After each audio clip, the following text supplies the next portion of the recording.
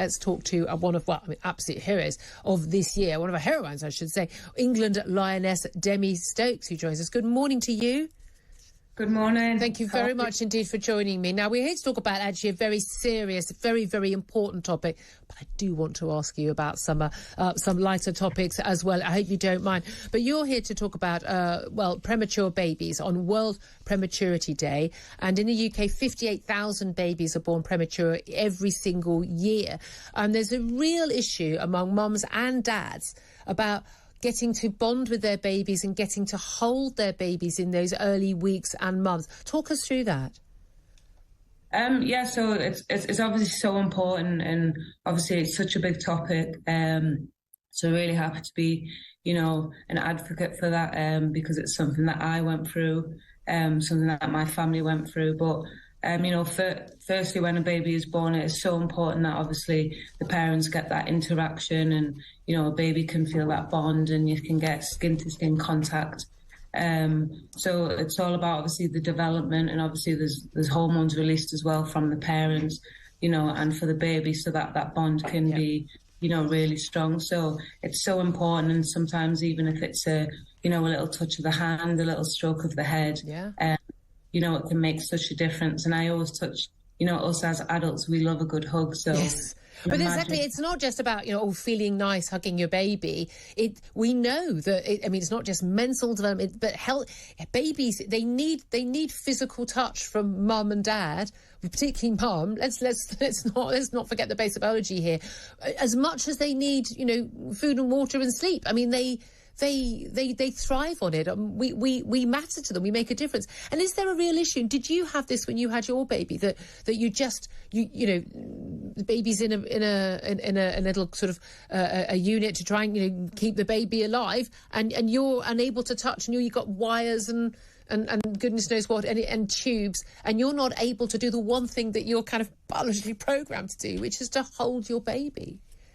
Yeah, and it can be difficult, obviously, when they're in the incubator, and, you've only got, the little funnels that you can go through, and that's obviously the wires are in the way. So, it is really delicate. The baby's really delicate, and obviously we know that obviously their skin is very delicate at that time as well. So, it's all about obviously trying to get as much contact time as you can, and, making sure that the baby feels good, and it does really help with development.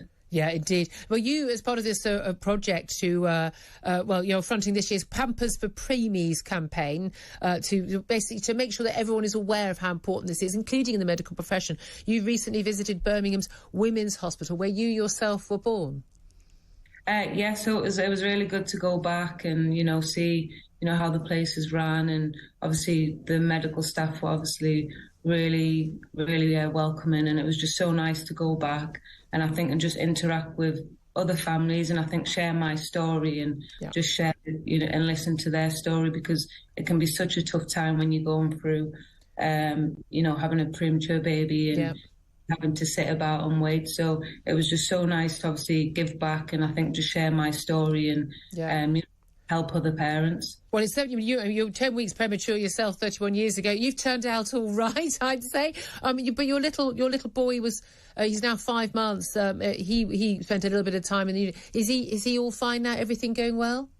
Yeah, so Harlan's really good now. He's thriving. So, brilliant. I think that shows obviously the medical care when it is really good, and when they have that support, that they are just fine and thriving. Absolutely. Well, look, those are the trials and tribulations of being a parent, aren't they? But the trials and tribulations of one of your old teammates, Lioness Jill Scott, have also been in the news, and I'm a Celebrity, get me out of here. First of all, did you know that she was going into the jungle? I didn't know. I think obviously for obvious reasons she had to keep it quiet, but that's something I understand. But I was, so over the moon for her, and I think it's just nice that the world gets to see what the real Jill Scott is like. I have to say, she's come across so well. She's just totally no nonsense, really upbeat. Is that what she's like in the team? Yes, and it's nice to obviously, she's doing all her dancing, and she's giving her one-liners, and it's just nice that everyone can get to see what Jill is really about, because she is an amazing person. And, as actually a very successful football team, our women's, our Lionesses, in the World Cups. Do you want to give some advice to the boys? They're out in Qatar right now. They've got their first match on Monday lunchtime against Iran. What's your advice to them on how to be a World Cup winning team? I think first and foremost, enjoy it. Stay in the moment, enjoy it, and the rest will take care of itself. Yeah, I wish I could be so confident. You know more about it than me. Really good to talk to you. It's a wonderful campaign. Demi Stokes, England Lioness, thank you very much indeed. 7:38.